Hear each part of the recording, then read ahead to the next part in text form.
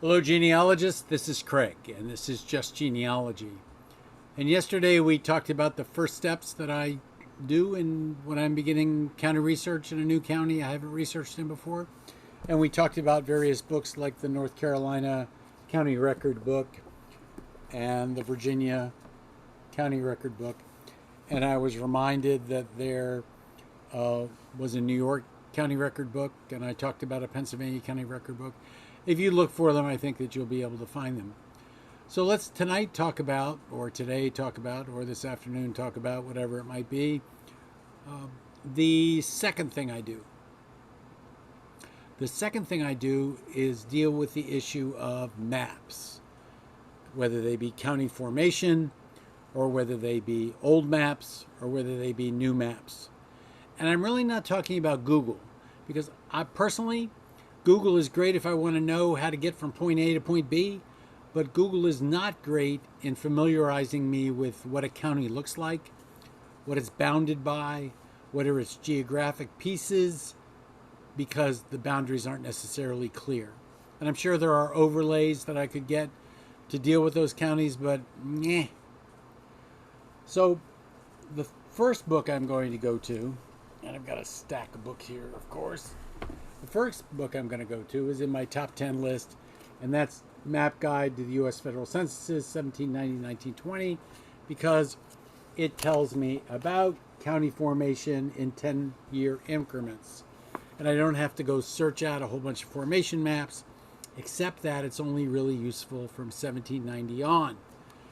But I'm still going to do this because it's going to tell me what censuses are extant, which ones are not extant. So I love using Dollar Hyde's book. It's worth having. And of course, I don't think I sell it because the discount's poor. But it's available from Genealogical Publishing Company, and you should have that book. So what do I do if it's before 1790? I still want to know. So for Virginia, we have the Atlas of Virginia County Boundary Changes, 1634 to 1895. And it will take you bit by bit through the various decades, telling you what's being done and then giving you a map of what it looks like. This is especially good for the 1750, say, time frame, or that time before the census. It's also, if you're doing Virginia research, it's nice to have. I use it often. But years ago, like 20 years ago, probably maybe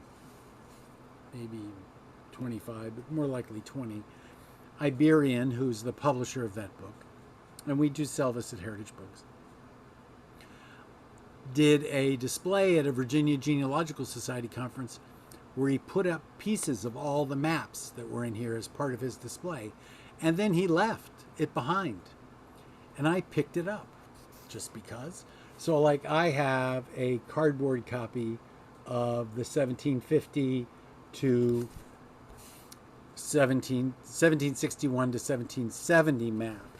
And what I use this for is locating counties for Revolutionary War time periods, knowing where they are, what surrounds them, and those sort of things.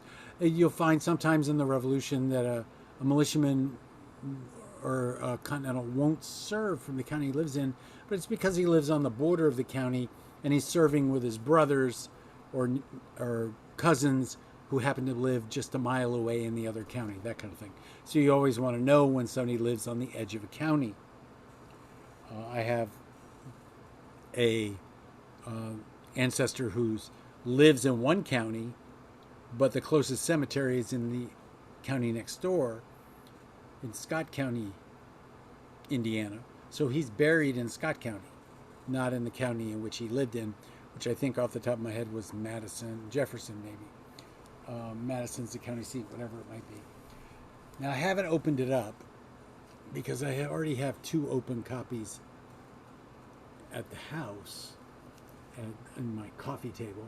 But this book, Virginia in Maps, is by far the most comprehensive examination of cartography in Virginia. Now, I don't use it very often because the maps are really much too early for me, but they sure are pretty. And I love maps, and I love this book. It's a great gift for somebody who likes maps and doesn't have it.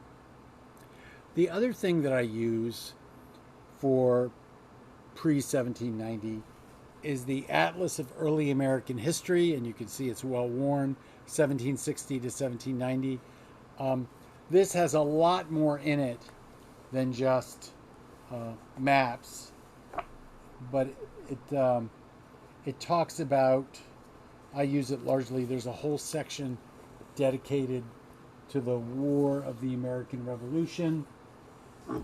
And sometimes I just want to get a sense of context, and that's what will lead me to it.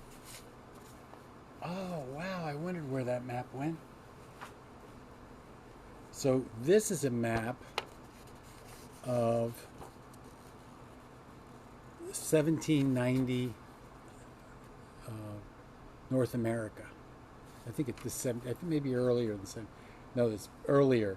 This is the British colonies of North America, so it's about 1760. And you can see the Hudson Bay. You can see lots of pieces. In a couple of days, I'll go find, there's another map that goes with this one. I'll go find them, and I'll send anybody a download of it that wants it. But this by far is one of my favorite atlases. Atlas of Early American History by Capon. Cappon. I remember that it's Capon because in the French and Indian War there was a Battle of Capon, so combine the two together. Now that said, and all those are fancy things, the atlas that I use the most is actually this one. And it is a Hammond's World Atlas. And what I like about it, and this one also is well worn, is that it has an index to towns and all that kind of stuff. And it is a world atlas, but I only use it for the United States. And they have all of the states, and they have individual maps. So if I were to look at Virginia, to get to the page, why don't I just say South Carolina while I'm at it, since I'm there. So you can see I like this better than I like Google because the color differentiation allows me to see the counties. Now, why do I care? Well, I care because I want to see what counties surround my county. Because you never know where that's where the bride's going to come from. That's where the marriage takes place. So when I research a county, I'm focusing on the county of interest, but those counties that abut that county are important to me. And this is the easiest way that I've found to be able to deal with that. Now these books are easy to find because so many of them were printed. This is one I've had probably since I was 30 or 40. There may be a story I'm telling you, but it's well worn. And let's see, the copyright date on it is 1949. So it could have been one I used when I was 16. But this one has been with me a long time. Now there are others. For example, if you have an old Rand McNally World Atlas, does the same kind of thing, has the maps, but unfortunately the Rand McNally maps don't break the color of the county out. Now the county lines are there, but they don't break the county, so it's not as easy to see because there isn't the right contrast. And then this should be another Hammonds. I, over the years, have collected these largely because I couldn't let one go. If I found another one, I kept it. So I have more than one of these. And again, it's because the county maps have contrast and they have different colors for each county.